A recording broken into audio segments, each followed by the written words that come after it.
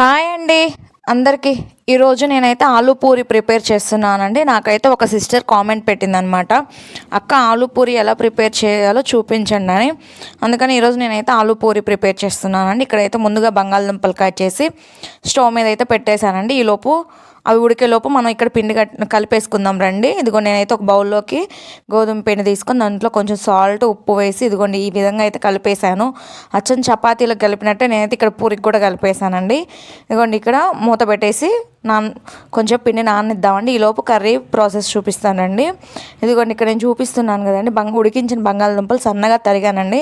ఒక ఆనియన్, ఒక టమాటో, ఒక 4-2 పచ్చిమిర్చీలు అయితే వేసి సన్నగా తరిగాను. స్టవ్ మీద బాండీలు పెట్టి దాంట్లో కొంచెం ఆయిల్ వేసి టమాటాలు, ఎర్రగడ్డలు బాగా ఫ్రై అయ్యాక కొంచెం కచ్చా దంచుకున్న అల్లం వెల్లుల్లి పేస్ట్ కూడా వేసానండి. అవి బాగా ఫ్రై అవనిచ్చి నేనైతే ఇందాక పచ్చిమిర్చి చీలికలు కూడా వేసాను. అవి కూడా బాగా ఫ్రై అయ్యాక దాంట్లో కొంచెం పసుపు, కొంచెం గరం మసాలా కూడా వేసి బాగా ఫ్రై అవనిచ్చానండి. దీంట్లో ధనియాల పౌడర్ కూడా వేసానండి. ఇవి 3 బాగా ఫ్రై అయ్యాక ఇప్పుడు దీంట్లోకి ఇదిగో ముందుగా మనం కట్ చేసి పెట్టుకున్న బంగాళదుంపలు కూడా వేయాలండి. ఇవి కొంచెం బాగా మసాలా పట్టేటట్టుగా బాగా ఫ్రై అవ్వనివ్వాలి. ఇవి ఫ్రై అయ్యేటప్పుడే గుజ్జుగా వచ్చేస్తాయండి. ఇదిగోండి ఇలా ఫ్రై అయ్యాక కొంచెం వాటర్ పోసుకొని ఇదిగోండి కర్రీ అయితే ఇదిగో ఇలా వస్తుందండి.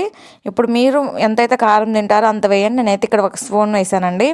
తర్వాత దీంట్లో సాల్ట్ అండి, తగినంత సాల్ట్ వేయండి. నా దగ్గర అయితే ఇది కొత్తిమీర లేక నేనైతే ఇక్కడ కరివేపాకు వేసానండి. ఇప్పుడు కొత్తిమీర ఉన్నా వేసుకోవచ్చు. పూరీలు చేద్దాం రండి. ఇదిగోండి ఇక్కడ నేను మెత్తగా పిండిని అయితే మళ్ళీ ఇంకొకసారి కలిపేసానండి. ఇదిగోండి ఈ రకంగా అయితే నేనైతే ఈ సైజ్ అయితే ఉండలు తీసుకున్నాను. ఇప్పుడు స్టవ్ మీద ఆయిల్ పెట్టేస్తున్నానండి. ఇదిగోండి ఇప్పుడైతే పూరి అయితే ఎలా ప్రిపేర్ చేస్తున్నాను. ఇదిగోండి నేనైతే పూరి ఇలా పక్కన పెట్టేసుకున్నాను అండి.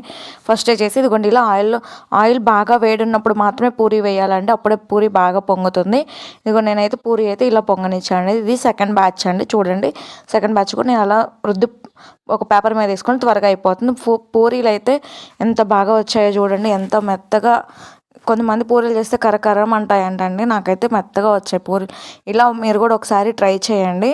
పూరీలు మీకు ఎలా వచ్చాయో కామెంట్ చేయండి. పూరి మాత్రం చాలా బాగుంటుంది. మన ఛానల్ ఎవరైనా ఫస్ట్ టైం చూస్తుంటే సబ్స్క్రైబ్ చేసుకోండి. మీకు ఎలా